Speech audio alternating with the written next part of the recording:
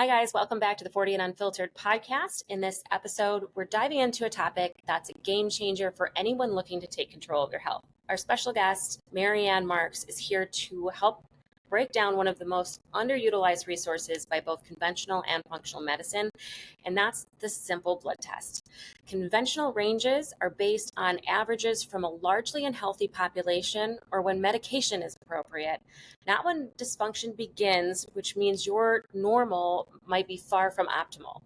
And let's face it, having normal health today kind of sucks. Many of the ranges used in functional medicine, though well-intentioned, lack any research-backed validation. So we're getting into how tighter research-backed ranges can reveal imbalances before they turn into full-blown health issues. We're covering everything from thyroid hormones and testosterone to blood sugar levels and markers that change during pregnancy and menopause. We're discussing how simple and affordable lab markers can help pinpoint deficiencies and potential health risks early on, allowing you to make proactive changes before diseases are present and possibly before you even experience any symptoms. We talk about how factors like age, sex, menstrual phase, and even elevation can skew your results, making things look normal or abnormal when they are indeed not. This episode is packed with actionable insights that will empower you to get the most out of your blood work and truly optimize your health. So if you've ever been told your results are normal, but you still don't feel right, this one's for you. Also, be sure to check the show notes or send me a DM on Instagram for the blood work prep guide. There are several common mistakes that people make before getting their blood work done that lead to misdiagnosis, unnecessary treatments, or being dismissed by a healthcare practitioner when you know something is off. Not to mention the headache of having to get the test done over again. So please don't miss out on that.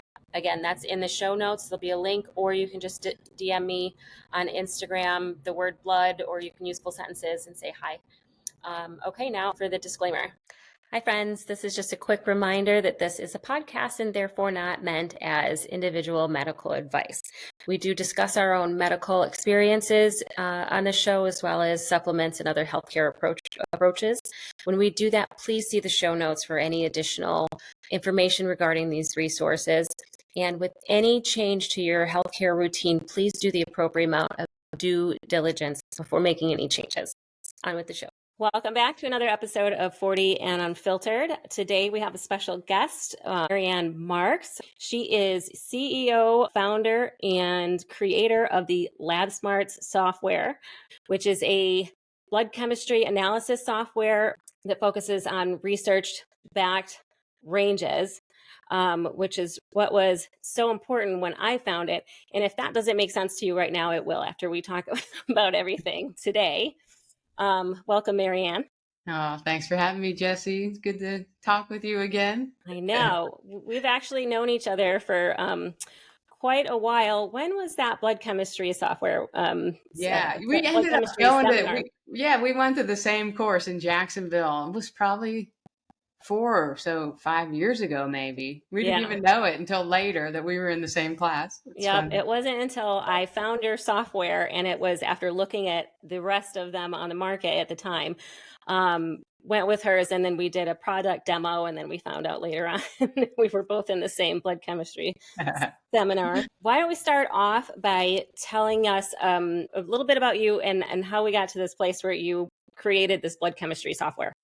Okay, so I came from the corporate tech world. I learned, I used to travel all over the country, eating very badly, drinking beer and I didn't know anything about health or nutrition. And I picked up this book, what doctors never tell you, or something like that, where it was, I was just learning all the things they put on the food, the chemicals they spray on the food, how bad tap water is, just everything. And I just slowly started changing my diet. That was it. And over a course of a year, I lost maybe 50 pounds and I was way overweight.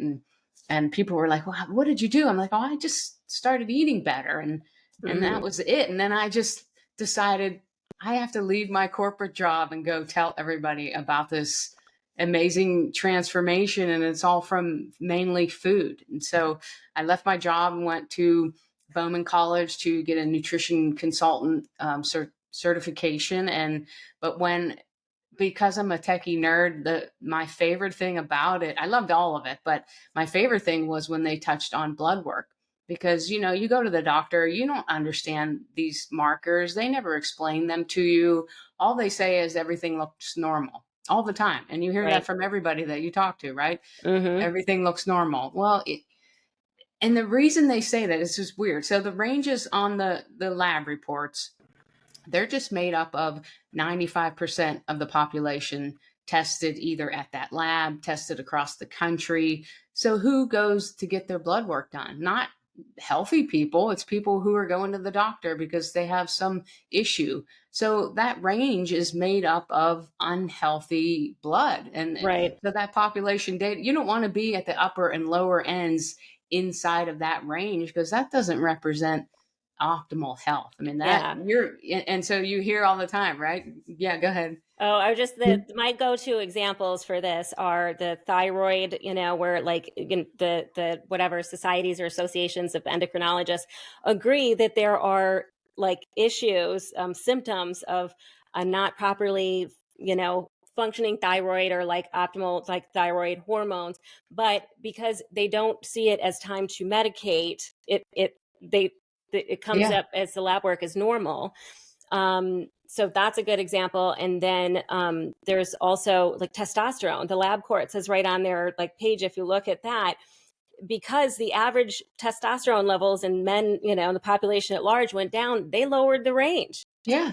No, Like, that's right. You don't lower the range because people keep getting sicker, and the ranges also keep getting wider and wider because our mhm. population keeps getting sicker and sicker. So when I learned a little bit about blood work, and I just, because I'm a techie person, started making my own spreadsheet and try to automate different things in the spreadsheet, and then would go to all these different courses. And when I was working with clients, my favorite thing to do was just look at their blood work. And so Mhm. I thought, well, in my previous job, I invented some software and got to hire a bunch of people to create it. But this time I was on my own. I'm like, I think I can make some software, and I'll just use my retirement money to fund some developers and make this software, because I thought that I could help more practitioners be able to interpret blood work from, so from our perspective is we want a tighter set of reference ranges. So we don't want you to fall, in the upper and lower end of those lab ranges, because we know that there's some imbalance in the body system. And like you said, conventional medicine, they wait until your values fall outside of those range, then they can justify a drug or a treatment. But Right. that's not what we're here to do. We're here to help you identify these imbalances before they reach a disease state, so we can help you be more proactive and correct things. So there are, in our functional medicine world, or whatever you call us, that is a little bit alternative outside of the conventional norm, we have these ranges that are tighter towards the middle. They're called optimal or functional ranges. Right. And they can be, I'll get a little technical here. So the ranges on the lab report, they represent 95% of the population, and that is 2 standard deviations from the mean. If you remember anything from statistics, 2 standard deviations from the mean. But we can take, and it starts with just taking 1 standard deviation from the mean and getting a little closer to that middle is kind of where you might want to fall. But then I take it a step even further, where I back up all my different ranges using different evidence-based studies, where they have all sorts of good studies out there, especially even from life insurance companies, where they'll Mhm. use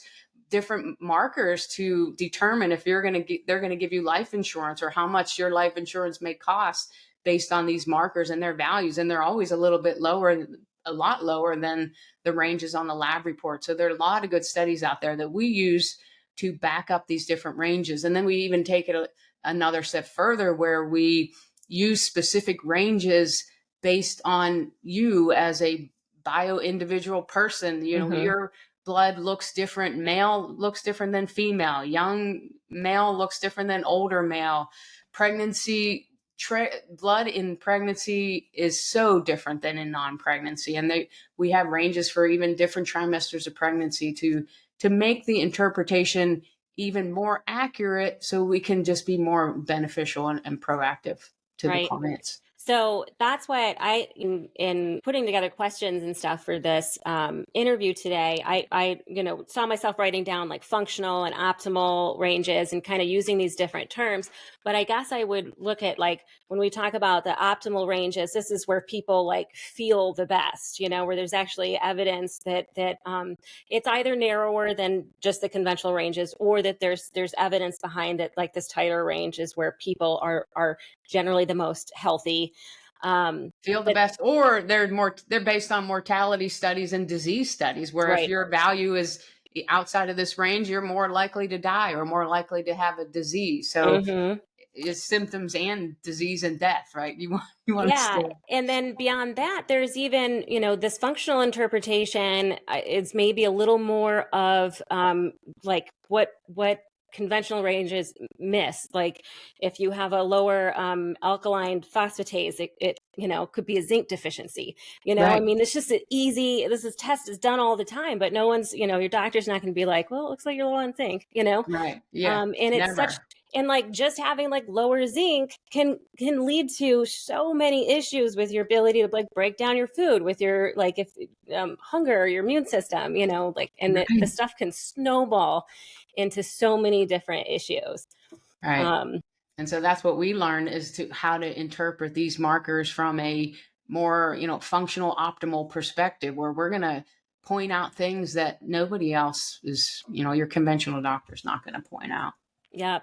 Yep. And then that's another good thing about your software too, is like that helps with the tracking. Cause I did start with the spreadsheets and everything like that. I have a bunch of them from before for each of my clients over long periods of time, and then trying to color in all the different cells, red and blue and whatever, Yeah. green.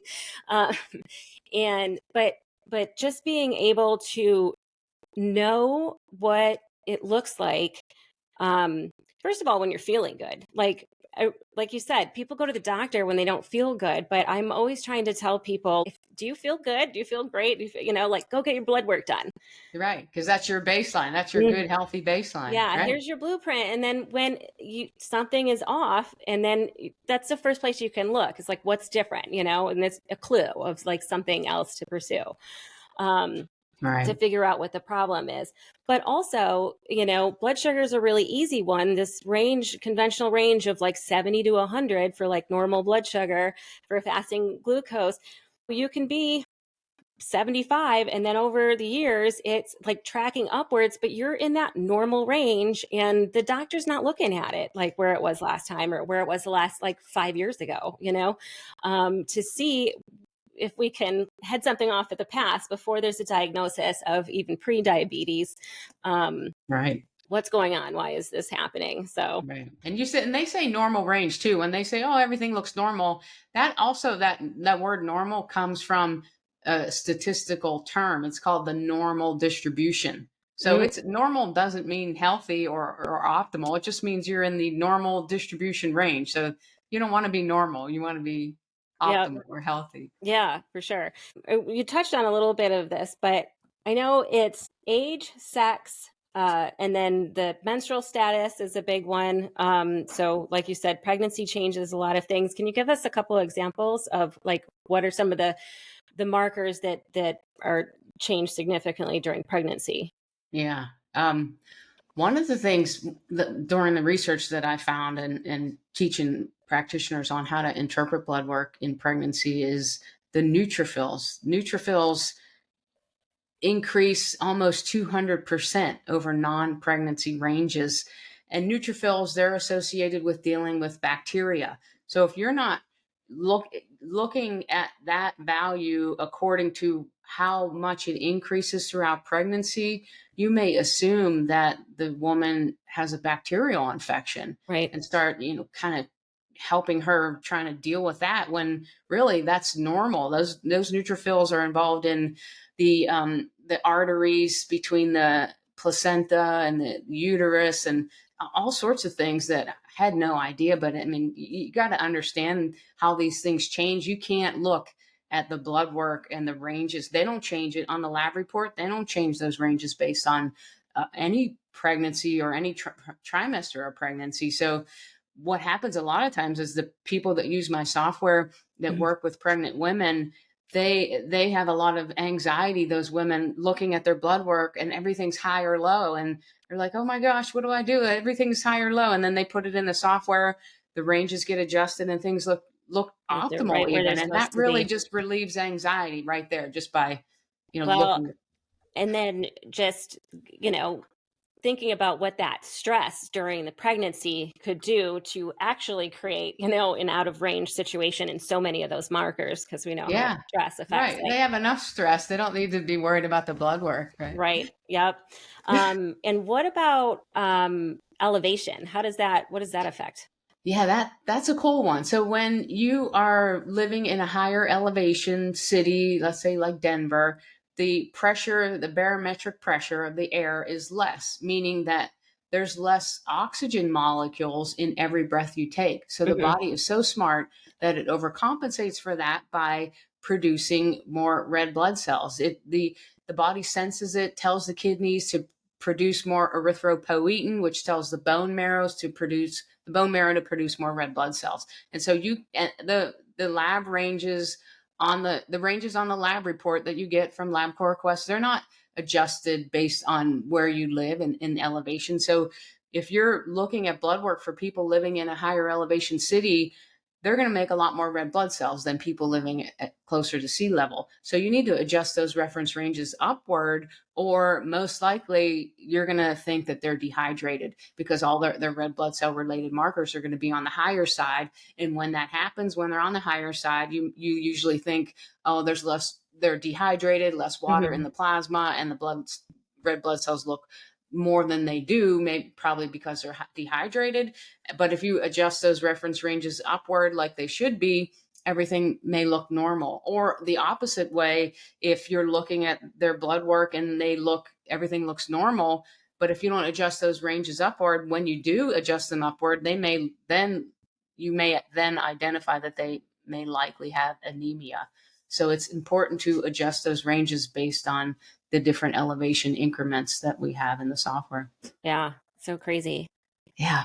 Are there any, what can you think of offhand? I mean, I know like some of the markers that change, like as a result of just going through, like natural menopause, that a lot of women have issues with their insulin resistance and, their lipid panels and stuff like that change. But are there any markers that you can think of that change through menopause? Yeah, I mean, that's the hard part. It's like there are no specific ranges where I can find where it's like, okay, if you haven't had your period for 3 months, then these markers look like this, or 6 months, or 12 months. What if you had your period, you didn't have it for like 11 months, then you get it?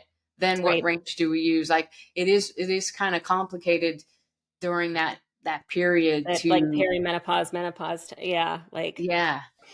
So you kind of just have to know that if things look out of whack, it just it could be that, and it's hard to pinpoint yeah. where it Yeah. really should be. One of the reasons, again, while I ended up going with MaryAnn software with LabSmarts, was because we had both been to this same like blood chemistry seminar where it did focus on research backed ranges, and so many of the I mean, there's not like 1,000 of them, but like the other blood chemistry softwares that were out there for functional practitioners, I couldn't find what they were basing their ranges on, what their optimal ranges were based on, and I contacted all the different ones, and so they're definitely not all created the same, and like walk me through a little bit of like how you've gone through to find out what these optimal ranges are, like how much research has been involved and where you kind of got. Yeah, um I mean, it all usually starts in PubMed, where all the studies are located. Where, for instance, I've based on the red blood cell related markers, I based those lab ranges not on like LabCorp request, but on this huge study that was done where they did try to determine a healthy population set of reference ranges. And they pulled out people with all sorts of different diseases and different conditions to try to end up with determining a healthy reference range. So I use that around the red blood cell related markers, or Mm-hmm. Like I mentioned before, like life insurance studies, I found some good ones that I use for some markers like GGT. That's a good marker of oxidative stress, and one that they use for life insurance studies. I mean, it's consistent research and constantly, Detective you know, work. detective work. Yeah, right. Yeah. That's a good one. And It, you even helped me, fine mhm. tune some ranges too. Yep. Yep. That was a lot of fun for me because it's love to Yeah. dig into some rabbit holes there. That's for sure. Uh, yeah, the life insurance one, I mean, because these people are making their money off guessing how likely you are to die. So, I mean, this is a great source. Yeah. And there was that article, the GGT, like it was in some life insurance, you know, monthly newsletter or something, association quarterly statement or something like that. I can't remember what it was. Yeah. But it was where the quote was, or the title of the article was, GGT, the single most important marker for like predicting mortality. Yeah. And so many, you don't get it run on your annual lab work.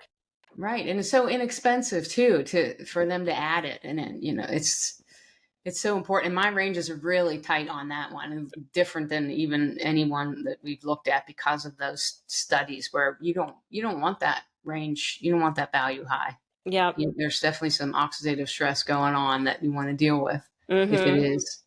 And I do remember when I was researching like the ferritin levels, because there was some different opinions about in the functional world Yeah. of what that number should, that maybe it should be over 150. And then maybe that was for people with like thyroid issues or something like that. And like after digging into that, it was in a journal, but it was like a note in the comments or something that somebody wasn't based off an actual study of anything. Yeah. I Uh, remember. and when I had that moment, I had just, this is just like a funny story, but I had just finished watching that show Dope Sick about the opiate epidemic, and how they cited the research for validating the use of opiates, but it was in a letter to the editor in one of these medical journals. And I had a moment of like, am I in a movie? Like, is Yeah. this my documentary series moment? But um, Right. I mean, you don't want your ferritin high. I mean, ferritin is a marker of inflammation. So you want that ferritin number lower, like around 75, I think is what we have our optimal upper end at. yeah. And I mean, the lab range, I think is like 300 or something crazy. One of the things that like really drew me to blood chemistry as well is because in the functional space, when you're working with all these different practitioners, it's all the new exciting stuff. You can get your stool test, your urine test, your hormones, your oat test, and all these different things. But the blood chemistry is the most researched, the most accessible. And like when we're talking about stuff like uh, actually measuring your progress to see what's working, there's so many, you do these tests and they're like a bazillion dollars, and you're supposed to like run them again. Right. Yeah, I mean, blood is the most inexpensive test to use as a follow-up also. And everybody has some sort of blood work that they've gotten from their Right. doctor at some point in time. That blood is the basis of where you start in your testing. And then, like you said, you go to these other functional tests to help you find the root cause. I mean, Right. if you have huge high neutrophils, low lymphocytes, you have some sort of bacterial infection, that's all you can know from the blood work from that Mm-hmm. WBC with differentials panel. But then you go and do organic acids or a stool test to kind of figure out what bacteria it might be, or other things like that. But you always then, like you said, come back to the blood work to track the progress. Yeah. And I think just off the bat, it's like to run all these tests from the jump doesn't make any sense to me, because if somebody's been dealing with some sort of like chronic issues for a while, we could run all these tests and stuff's going to show up on all of them, and I mean that can be like maybe motivating or whatever, but like if we do the full blood panel and you do the symptom analysis and make like the diet and lifestyle adjustments, you know, to get just the basic stuff out of the way, then we run it and we see now there's just there's less things they're off. There's something we can focus on more. And then do we need to like run these more expensive tests? So I just think Right. it's so great. Yeah. And especially if people are dealing with fatigue. I mean, if you don't look at the red blood cell related markers around anemia, you can deal with that quickly. And a lot of times, most conventional doctors, they don't run an iron panel, and you really cannot tell somebody that they have anemia and go tell them to take iron without knowing that iron panel pattern. There's so many different patterns that can show up on that iron panel that can point you to other things. Even if you have low hemoglobin, you could have a way more iron than you need in the blood, because it's just not being able to be converted into heme to make hemoglobin because you're deficient in zinc or B6. So there's so many different things that we can look at and help correct around anemia and fatigue that can get people going right away, just with Right. the blood work. Yeah. There's just, yeah. I mean, and when you think about the troubles that then just supplementing with anemia could cause, I mean, just constipation just to get started, you know, I Yeah. mean, and then the oxidative stress, if your iron gets too high, then causing all sorts of inflammation and everything down the road. So, Yeah. And you could be dealing with a bacterial infection, and the body is keeping iron out of the blood on purpose because the body knows that bacteria consume iron for energy. And so some doctors saying, oh, you're anemic, you're low, go take iron, and you're just feeding your bacterial infection. right. So you need to dig further for Yep. sure around anemia. Yep. Yep. So this is why I love blood chemistry, and Yeah, me I'm too. excited. You're always adding more stuff to the software, and I'm always excited when new markers come out. Yes. Yeah. And So much. There's always so many things to add, and so many things to make it even better, and more patterns to help us figure out things even faster. Yeah. mm-hmm. Okay, so I'm going to switch gears a little bit because you are a female, um, and you also had a hysterectomy. Yeah. And Like, can you tell us a little bit of like how old were you? Why did you have it done to start off so with? right now I'm almost going to be 53, and I think it was like when I was 40. So it's Okay. been a while. And this is when I was eating poorly and had no idea anything about health. And I was having painful periods, and then I finally went to the gynae. I wasn't even going regularly, and it wasn't even a gynae. It was just like a regular doctor, and she just did a gynecological exam, and she's like, "You better go see a gynecologist." Like I had, so then I ended up going, and I had like a huge grapefruit size cyst in my uterus, Okay. and they were like, he was like, "Well, you probably should get rid of this," and I'm like, "Okay, well, I didn't have any plans on having any kids, so Mm-hmm. I just they took my uterus out with the Da Vinci thing, or Robot. Yeah. robot, yeah, but they left my ovaries in, Okay. and so I still, I still didn't get really healthy after that though, but the best thing for me was I didn't have a period anymore Right. for all That is really nice. yeah.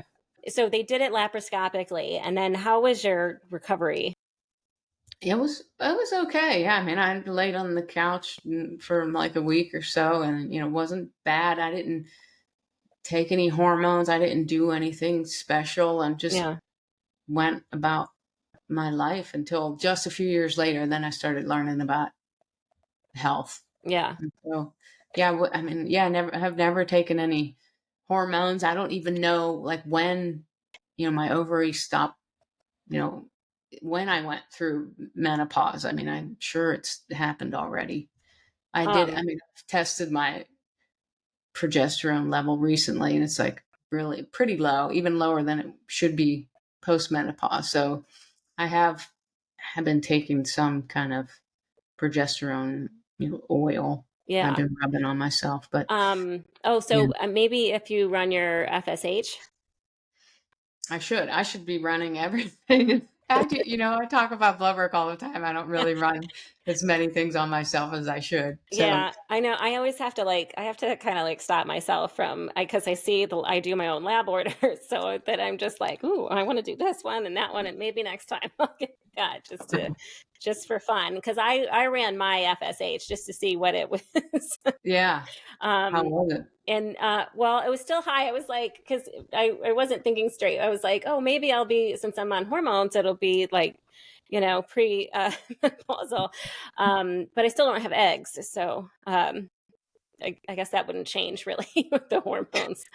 But and then we did Yeah. on a previous episode, one of the other co-hosts, they have a Clear Blue Easy at home urine test for the FSH.